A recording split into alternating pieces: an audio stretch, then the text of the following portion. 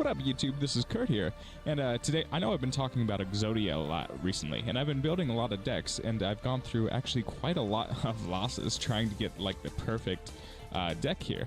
And I know I posted a video earlier, but this is an adjustment to the deck earlier, and I've gone through a ton of losses, but I made this kind of actually a viable deck to use against most decks. Now again, it still is very weak to like Trickstar decks. I think Trickstar is kind of OP in general, but that's just my opinion. This at least going first turn, this can compete with most decks. I'm going to show you replays.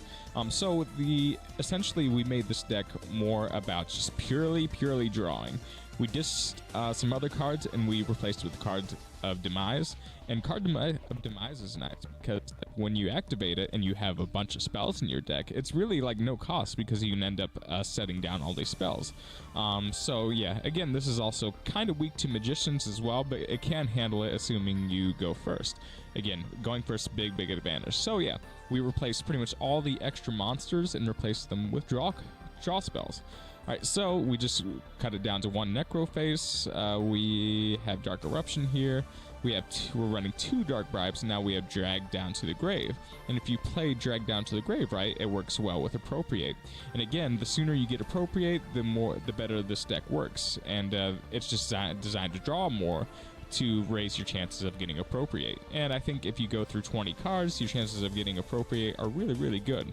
Alright, and so we have Grand Horde of Heaven, great for this meta, and Pot of Duality, 3 Into the Voids, and then Aroma Jar. Aroma Jar is really nice because it's like Marshmallow, but actually a better form of Marshmallow, and it cannot be destroyed by battle. And actually saved my butt in a lot of these duels. Alright, so now we'll go to replays. Yeah, replays.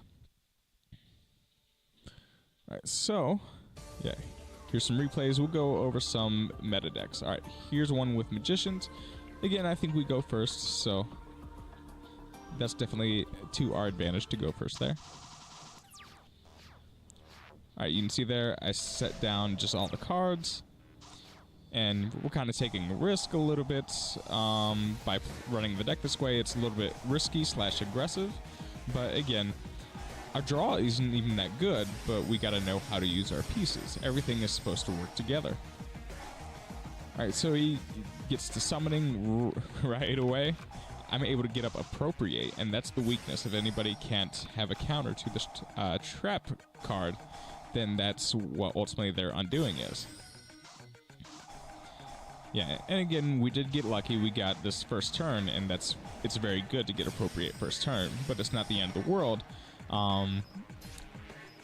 But yeah, if you use this deck correctly, you can have a winning record, and that's very awesome. Alright, so here he definitely does a misplay, and he doesn't take down Appropriate. That's one thing that this guy missed, so we do have to take that into account. But we have such a good draw so far that is probably not that big of a deal. Okay, so in response to that destruction there, we decided to play our hand destructions, and yeah, and as part of the chain, it still activated Appropriate. So, Exodia! So yeah, that's a pretty good example. Again, the guy definitely could have played that better, but we'll go to some other replays here. Alright, Trickstar. Alright, so this is a situation where we actually were able to beat Trickstar. And again, Reincarnation, Trickstar Reincarnation probably needs banned. I'll probably do an entire video about why that card needs banned. One is pretty obvious, I think, to most people why that card needs banned. It just doesn't seem fair or equitable when cards like Card Destruction are banned, and something that sends your opponent's entire hand to the banish zone. I just don't see it. And if you combine that with Droll and Lockbird, basically you can take down your opponent turn 1, and it just doesn't seem all that great. But in this situation, because we went first, we were able to mitigate that effect. And that's just the thing about Incarnation. Incarnation can kind of screw a lot of decks if a person goes first and hard draws it.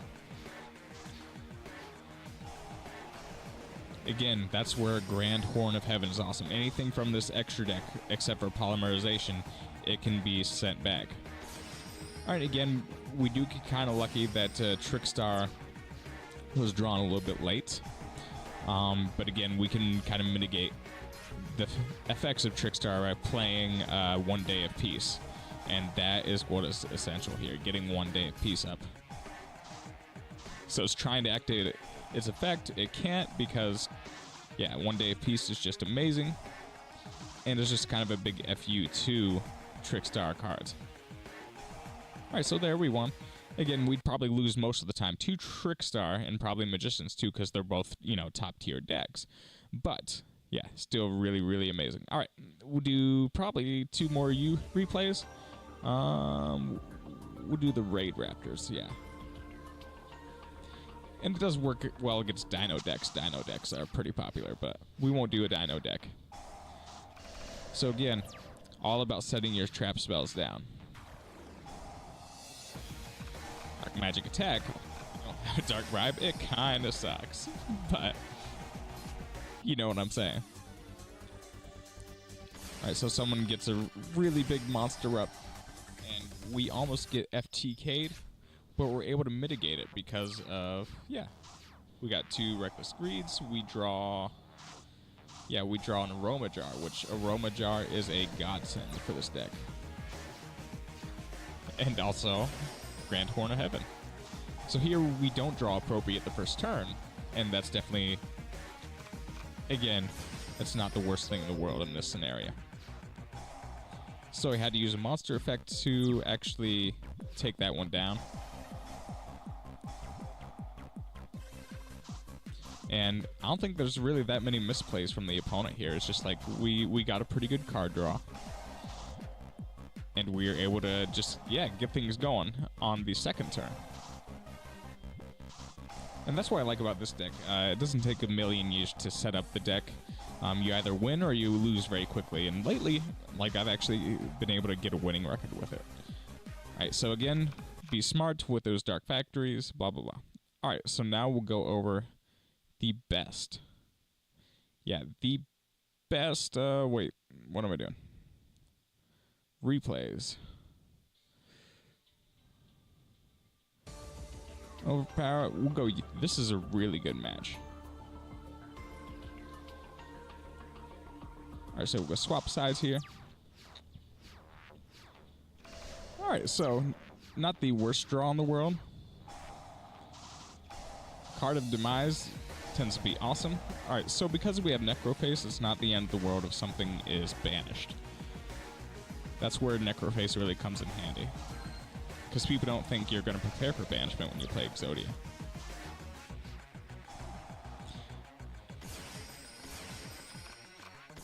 Yeah, really, well, Union Hanger's another one of those cards to where it can kind of really steamroll, have a steamroll effect on an opponent.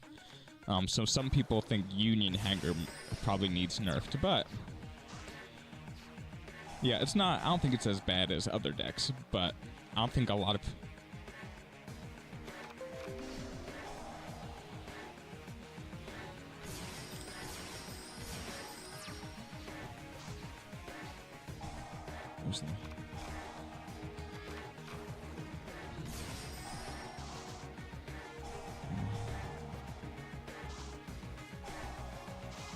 So yeah, we get the draw going. Sorry, I didn't mean to give you a dead space. I get distracted sometimes. Here you can see they're doing the Chinese fire drill here. And this actually lasts a long time. And again, there's another scenario where they probably should have taken down Appropriate. Well, I guess maybe they couldn't have because I think it was only set spells. But again, here's a situation where Aroma Jar becomes a godsend. And the extra life points, they definitely don't hurt.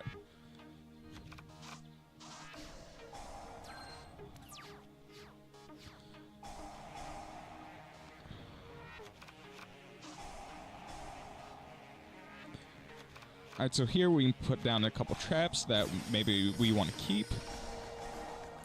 Or again, just get rid of because the monster effect activates anyway. Alright, now we have, just in case this monster gets destroyed, we have another Aroma Jar.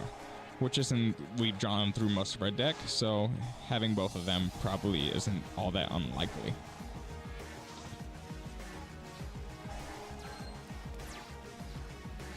All right, turn 9. There's not that much. I need the Dark Factory, so I keep that.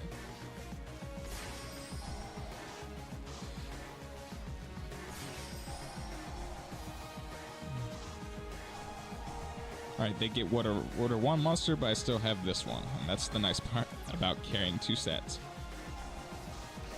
All right, so I need Necroface. It's at the bottom of my deck, and that was really kind of devastating.